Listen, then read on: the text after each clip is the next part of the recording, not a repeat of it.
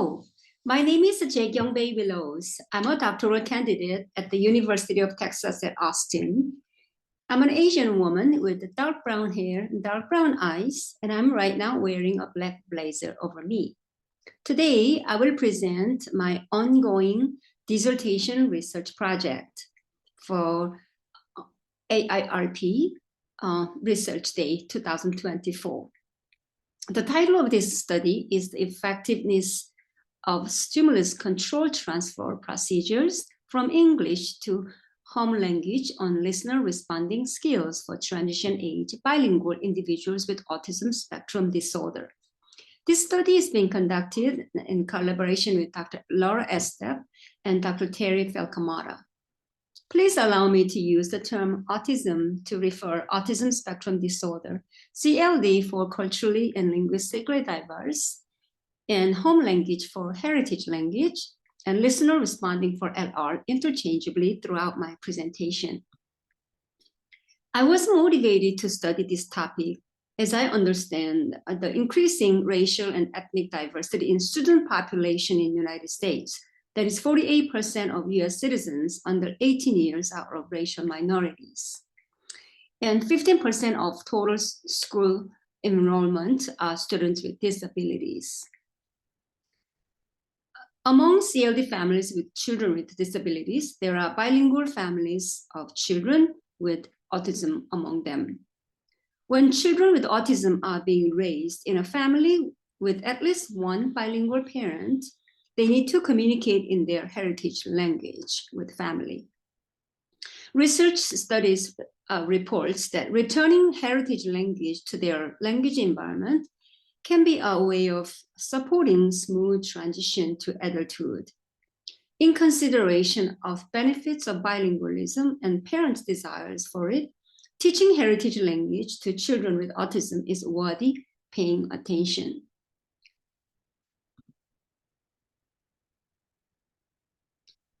With this background, I began exploring ways to return heritage language to bilingual children with autism and began this study project.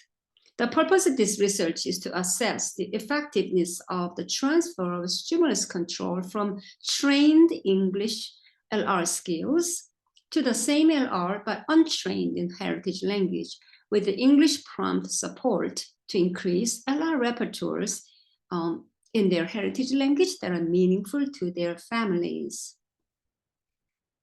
Formulated questions are, will the use of stimulus control transfer procedure on LR skills be effective in teaching home language with the support of English to bilingual students with autism? Will the outcomes of the intervention generalize to the home setting? Will parents or caregivers feel the intervention was meaningful to them and highly social validity?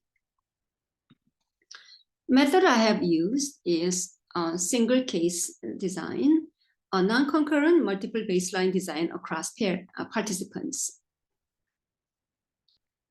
The independent variable is LR training intervention of teaching home language using English prompts. Dependent variable will be percentage of transfer of stimulus control from English to home language.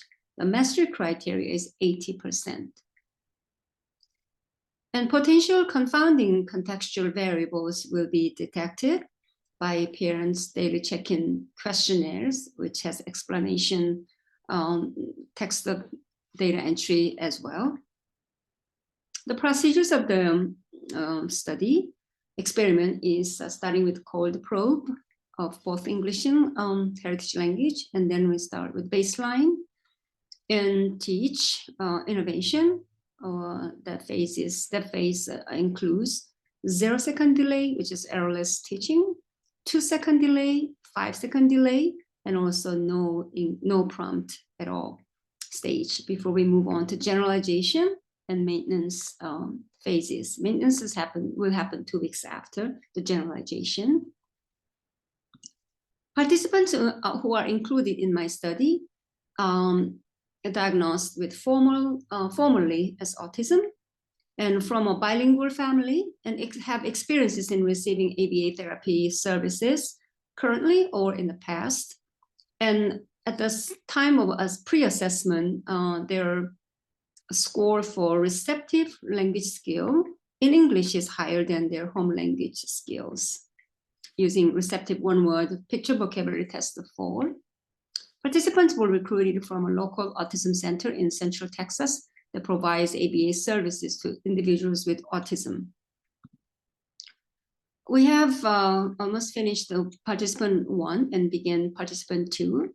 So here's a graph for participant 1, and as we speak, generalization phase is being assessed at home setting. So from this graph, teaching stimulus control transfer using progressive prompt delay strategy worked for the first participant poll.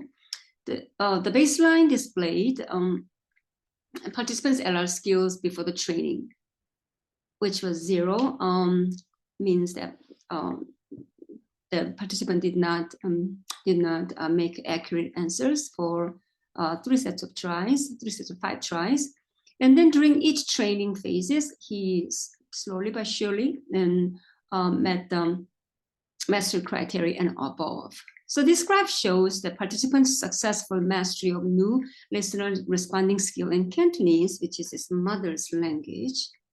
And 3 more participants will be having a study session with trainers and myself.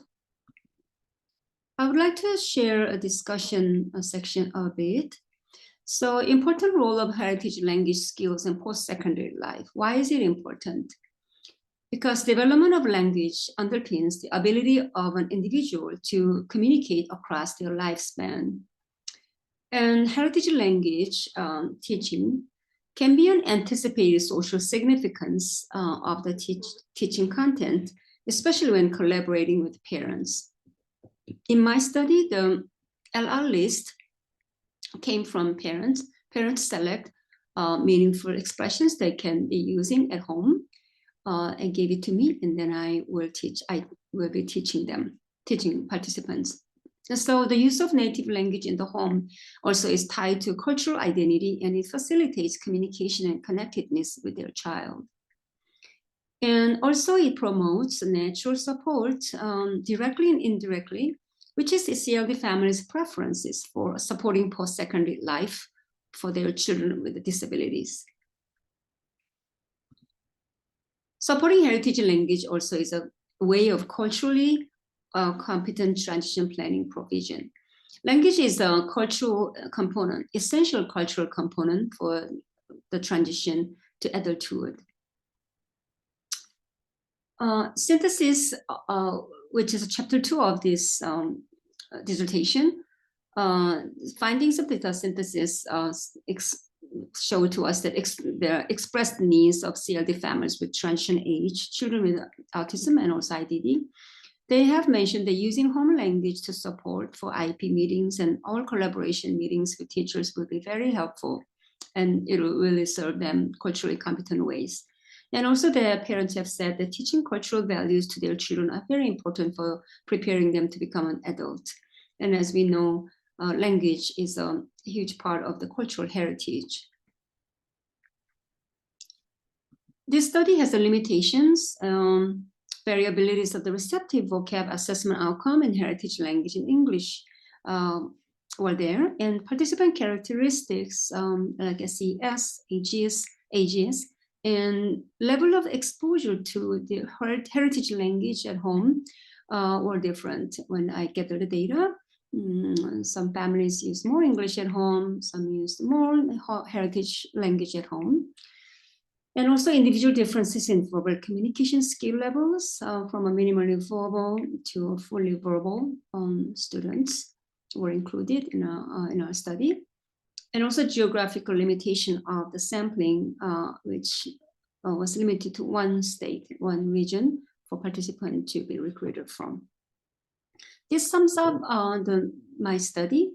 And now I would like to ask you questions for the feedback, if you would. So in what ways can my work, this study can demonstrate more inclusive research practices? And what other ways heritage language can be promoted to to teach in connection with the culturally competent transition plans for CLD families of children with autism. I look forward to hear from you, and I thank you for your time, and I look forward to have more conversation with you on this topic. Have a wonderful day.